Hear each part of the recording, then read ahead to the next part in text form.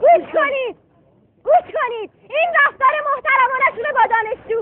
اون وقت ما انتظار دارن آینده رو رقم بزنیم، در سرنوشت خودمون دخالت کنیم، بشریت از منجلاب نجات بدیم. ما چون خبر نداریم کدوم احمقی خطا کرده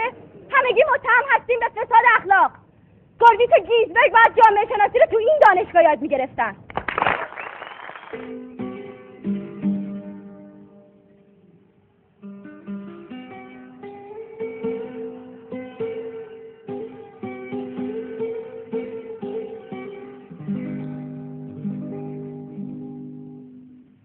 بله اتفاقی که خواستن دولت قانونی و ملی دکتر مصدق رو ثابت کنن.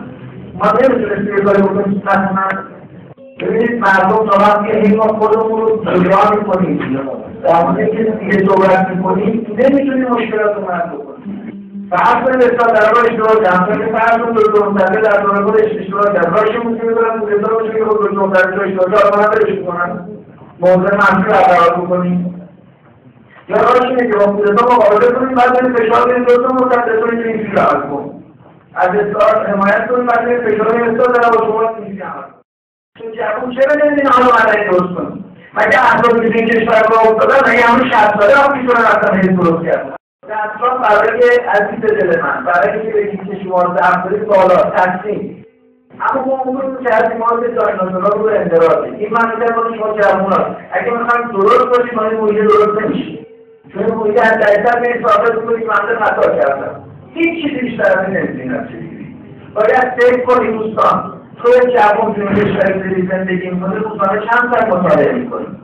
تجربه رو کدوم کشور رو بررسی کردیم تاریخ خودت چقدر خوندی به خاطرش نجات پیدا کنی اگه منتظر هستی یه سیاست خیلی زیاد داره از آمریکا یا از مدیره استفاده چیزی که درست کنه امکان نداره درست کنه میخواید همین رو ادامه بدیم خوب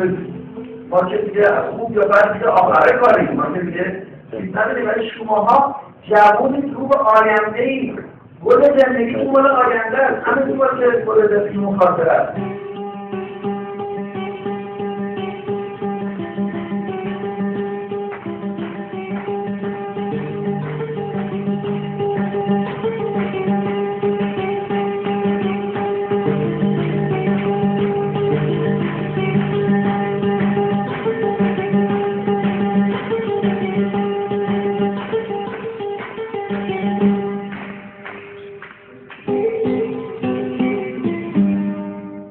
میکنم قول بدم که دیگه کسی هم دستگیر نکنم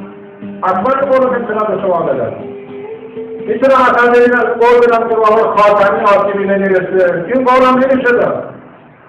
میشه قول داد که جلوت نخواهند گرفت از فعالیت‌های سیاسی که دنبال میکنه نخیر همه توان رو به کار گرفتن بنابراین چیز عجیبی نیست که مشکلاتی هم پیش بیاد نه اینکه این مشکلات ما نباید محکوم کنیم توی محیط دانشگاهی خودتون میبینید اصلا سیاسی حرف زدن خود بعضی جاها تو محیط دانشگاه برافتاده و همه اینها کنار همدیگه چه کار میشه کرد که اگر همه شماهایی که سیاسی هستید سیاسی میاندیشید و ترخی خسارت از این یک دولت بیخرد رو دولتی که رفتار نظامی رفتار خشن داره همه تصورات ما این دولت نامناسب در این کشور که فکر داشته که وقت حاکم هست چگونه میتونه تالاهای همه چیز رو به هم بریزه این دولت به اندازه‌ای با بخش با شرکت‌های خصوصی مبارزه میکنه که با انجمن‌های سیاسی شما مبارزه میکنه و همون اندازه مبارزه میکنه چون معتقد اونم باید از بین بره اینجا جایگاهی است که باید ما دموکراسی رو قبول داشته باشیم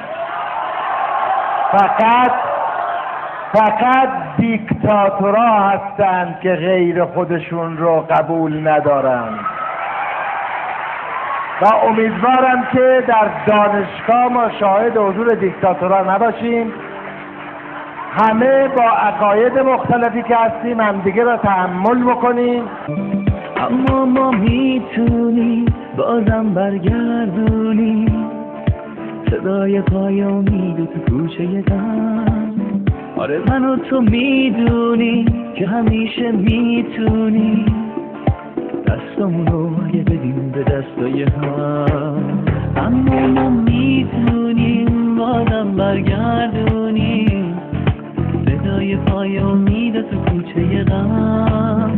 آره من و تو میدونیم که همیشه میتونیم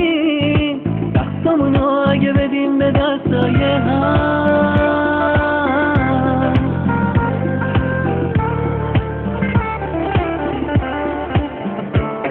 مثل پرنده‌ای که میتونه توی روزای سخت زمونه خودشو بزنه به آب و آتیش تا به لونه غذا برسونه. میدونه گرسنه‌ای که بیچونه توی یه آشیونه بیرونه فرق بین زندگی و مرگه براش هر لحظه که میگذرونه. اما ما میتونیم بازم برگردونیم صدای پای امید و تو کوچه غم. آره من و تو میدونیم که همیشه میتونیم دستامونو اگه بدیم به دستای هم.